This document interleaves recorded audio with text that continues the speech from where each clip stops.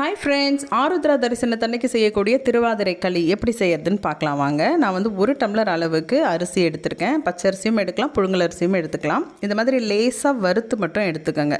Colour மாறக்கூடாது, ஆனால் லேசாக பொரியணும். அந்த திட்டத்தில் எடுத்து நம்ம வச்சுக்கலாம் அரிசியை.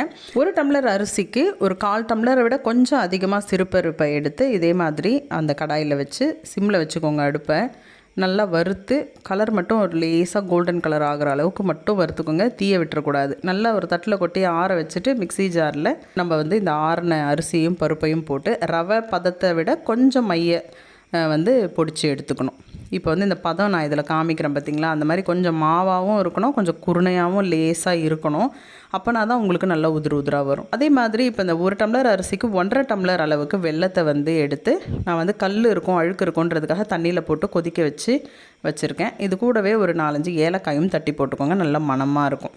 இதை வந்து நம்ம வடிகட்டி சேர்த்துக்கலாம். முந்திரி வந்து தேவையான அளவுக்கு எடுத்துக்கோங்க. திராட்சையும் தேவைன்னா நீங்கள் சேர்த்துக்கலாம், ஆனால் முந்திரி மட்டும் சேர்த்தாலே நல்லாயிருக்கும். ஒரு கடாயில் வந்துட்டு நம்ம நெய் சேர்த்துக்கலாம். தேவையான அளவுக்கு நெய்யை சேர்த்துட்டு இதில் வந்துட்டு முந்திரியை போட்டு நல்லா ஓரளவுக்கு கோல்டன் ப்ரௌன் வரும்போது பொரித்து எடுத்துகிட்டு நம்ம கொதிக்க வச்சுருக்கிற வெல்லத்தை வடிகட்டி சேர்த்துக்கோங்க. வடிகட்டுறதெல்லாம் என்னால் காட்ட முடியல, ஏன்னா கேமரா எடுத்துகிட்டு இருக்கிறதுனால 2 கையும் நான் யூஸ் பண்ணணும் இல்லையா, அதனால் காட்ட முடியல.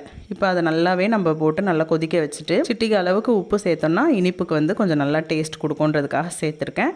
இது நல்லா கொதித்து வரும். அந்த டைமில் வந்துட்டு நம்ம ரெடி பண்ணி வச்சுருக்கிற அந்த மாவை சேர்த்துக்கலாம். எப்படி நம்ம ரவை உப்புமாக்கு கொஞ்சம் கொஞ்சமாக சேர்ப்போமோ அந்த மாதிரி அடுப்பை சிம்மில் வச்சுட்டு கொஞ்சம் கொஞ்சமாக சேர்த்துட்டு அப்படியே கலரி விட்டுட்டே இருங்க. அது கெட்டியாகவே ஆனால் கூட வேக வேக சரியாகி வந்துடும் உங்களுக்கு.